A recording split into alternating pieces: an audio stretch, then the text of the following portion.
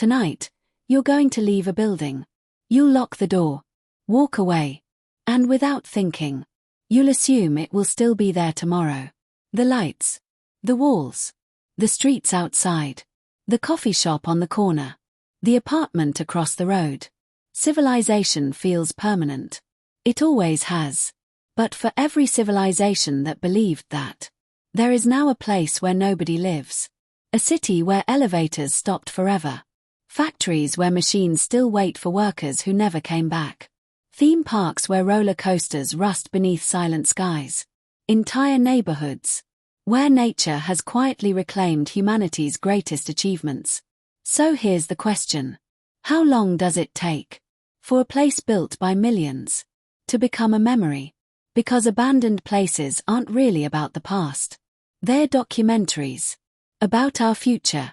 An abandoned city doesn't begin as a ruin. It begins as Tuesday. Children walk to school. Someone forgets their lunch. A baker opens before sunrise. Neighbors complain about traffic. Someone falls in love. Someone plans retirement. Life feels completely normal. That's the strange thing about collapse. It rarely announces itself. History doesn't usually end with explosions. Sometimes, it simply stops showing up. The grocery store closes. One family moves away. Then another. Streetlights begin to fail. Windows remain dark. Eventually, the silence becomes permanent. And then something extraordinary happens. Nature notices. At first, it's only weeds. Tiny cracks appear in concrete.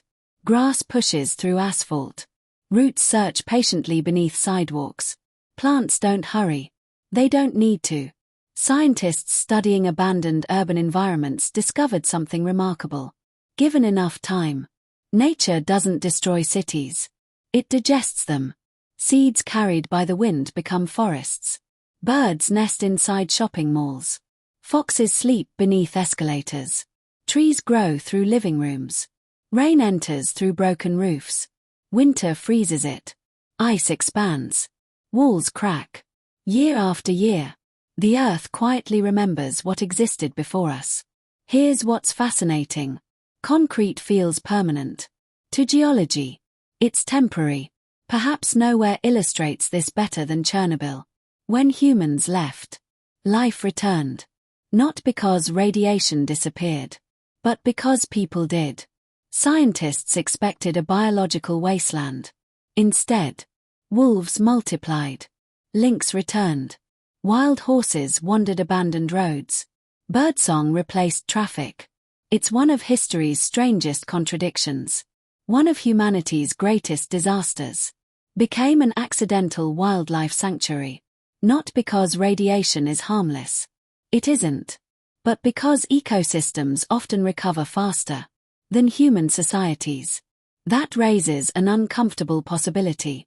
Maybe the planet doesn't need us as much as we imagine. Walk into an abandoned factory, and you'll notice something unsettling. The machines are still there. Coffee cups remain on desks. Calendars freeze on ordinary dates. Not dramatic dates. Just Thursday, October 12th. Lunch at noon. Someone expected to come back tomorrow. They never did. Psychologists call this object permanence in reverse. Objects outlive intention. Every abandoned tool still carries invisible fingerprints. Every chair remembers someone sitting there. Every clock keeps pointing toward the last normal day. History often preserves monuments. Ruins preserve routines. And routines are what make us human. Now imagine a Ferris wheel. Not moving. No music. No children. Only rust. Theme parks might be the strangest ruins humanity creates. Because they were designed to manufacture happiness. Every painted smile. Every colorful ride. Every flashing light. Built for joy. When abandoned, that purpose reverses. Psychologists call this the uncanny. When something familiar becomes deeply unfamiliar. Our brains don't fear ruins. We fear interrupted stories. A carousel should spin. A roller coaster should scream. Silence feels Wrong. And that's exactly why abandoned amusement parks haunt us more than abandoned offices. They remind us that happiness itself can leave. Why do abandoned buildings make us feel uneasy? Researchers studying environmental psychology found that humans constantly search environments for signs of life. Movement, voices, patterns. An abandoned place contains all the evidence. Without the people, your brain keeps expecting someone to appear. Nobody does.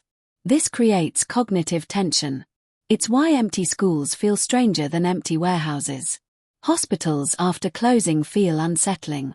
Hotels with nobody inside feel almost impossible to explain emotionally. Your mind senses absence, not emptiness. There's a difference. An empty room has never been occupied. An abandoned room remembers. People build. Time redesigns. Steel rusts. Glass clouds. Paint fades. Water always finds a way inside. Eventually, gravity wins every argument. Engineers often design buildings to survive decades. Some survive centuries. None survive forever. Even pyramids are slowly disappearing. Mountain ranges become sand. Continents drift. Stars die. Perhaps ruins aren't failures. Perhaps they're simply another stage of construction. Not by humans. By time itself. Here's something few people think about. Modern cities are built on older cities. Rome contains layers of forgotten Rome. London hides medieval London.